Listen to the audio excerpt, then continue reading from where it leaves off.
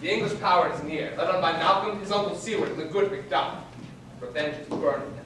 For their dear cause, the bleeding and the grim alarm excite the mortified man. Near Burnham Wood shall we well meet them. That way are they coming. I have a file of all the gentry. There is Seward's son, and many unrough youths who even now protest their thirst of manhood. What does the tyrant? Great Dunsany he strongly fortifies. Some say he's mad. Others that do lesser hate him do call it valiant fury.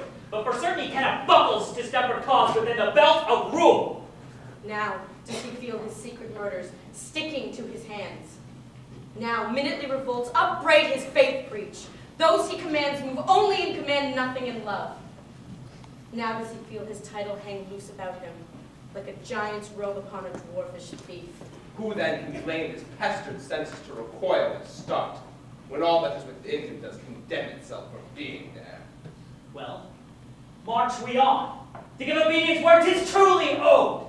Meet we the medicine of the sickly wheel, and with them pour we in our country's purge, each drop of us. Or so much as it needs, to dew the sovereign flower, and to drown the weeds. Make we our march towards Burnham.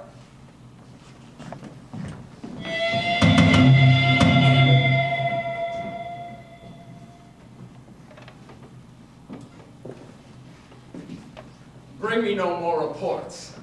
Let them fly all. I cannot taint with fear. What's the boy Malcolm? Was he not born woman? The spirits that know all mortal consequences have pronounced me thus. Fear not, Macbeth.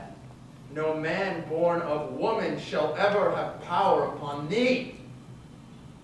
Then fly, false things, and mingle with the English epicures. The mind I sway by and the heart I bear shall never sag with doubt nor shake with fear. The devil damn thee black, thou cream-faced loon! Where gotst thou that goose look? There is 10,000 Geese, villain. soldiers, sir. Go prick thy face and overread thy fear, thou lily-livered boy. What soldiers? Patch? Death of thy soul. Whose linen cheeks of thine are counselors to fear? What soldiers, whey-face? The English force, so please you. Take thy face hence!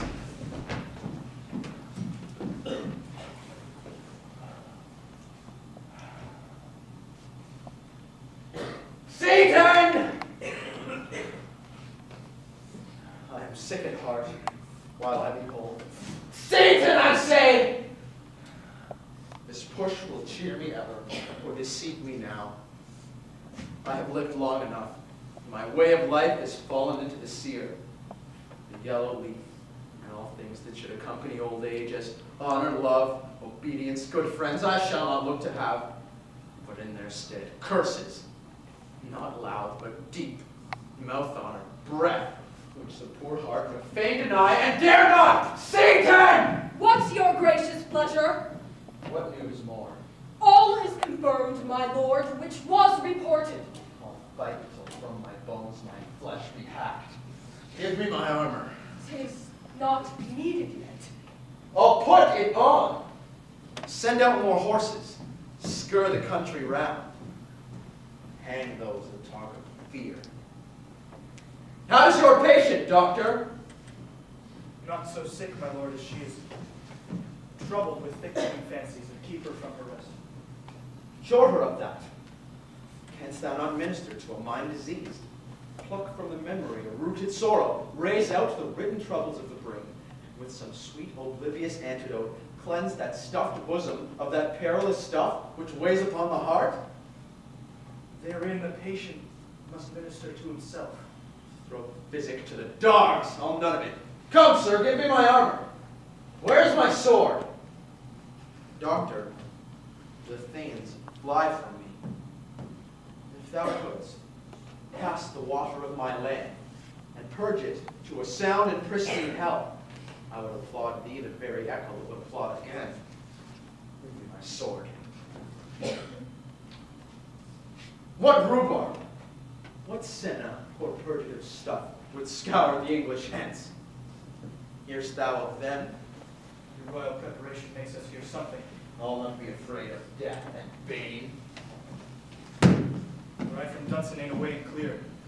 The prophet again should hardly draw me here. Cousins, I hope your days are near at hand and chambers will be safe. We doubted nothing. We learn no other but the confident tyrant keeps still in Dunsinane and will endure our settling down before it. This is vain hope. For where there's advantage, we give him both more and less, and give him the revolt. And none serveth but constraining things whose hearts are absent too. Let our just censures attend the true event, and put we on industrious soldiership. The time approaches that will with due decision make us know what we shall say we have and what we owe. Thoughts speculative, their unsure hopes relate, but certain issues strokes must arbitrate, towards which advance the war.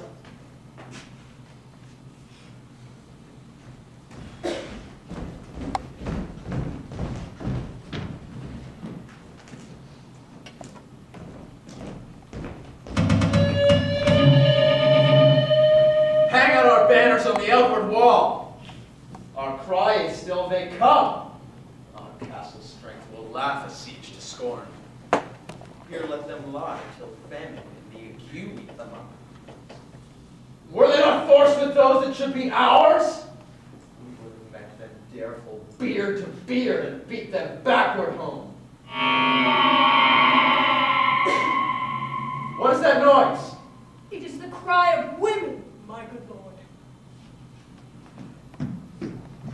I almost forgot the taste of fears. The time had been, my senses were cooled to hear such a night shriek. My dismal treaties would rouse and stir as life were in it. I have supped full with horrors.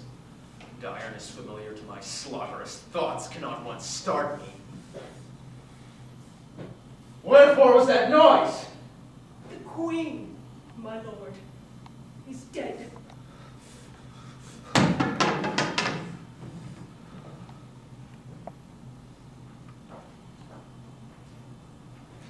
She should have died hereafter.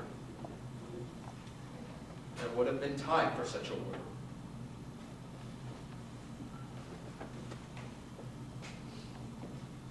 Tomorrow, and tomorrow, and tomorrow creeps in this petty pace from day to day till the last syllable of recorded time. And all our yesterdays are lighted fools the way to dusty death. Out, brief candle, life's but a walking shadow. Poor player that threats his hour upon the stage and then is heard no more. It is a tale told by an idiot, full of sound and fury signifying nothing. Ring the alarm bell! Blow, wind! Come, rack. At least we'll die with harness on our back.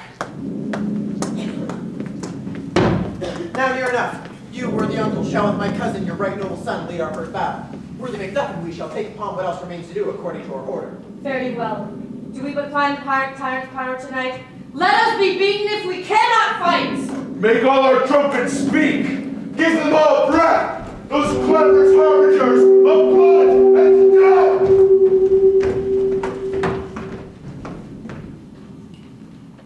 They have tied me to a stake. I cannot fly, but bear-like I must fight the course. What's he that was not born of woman? Such a one am I to fear, or none. What is thy name? Thou be afraid to hear it. No. Though thou call thyself a hotter name than any is in hell. My name's Macbeth. The devil himself could not pronounce a title more hateful to mine ear. No. No more fearful. Thou liest. With my sword I'll prove the lie thou spookest.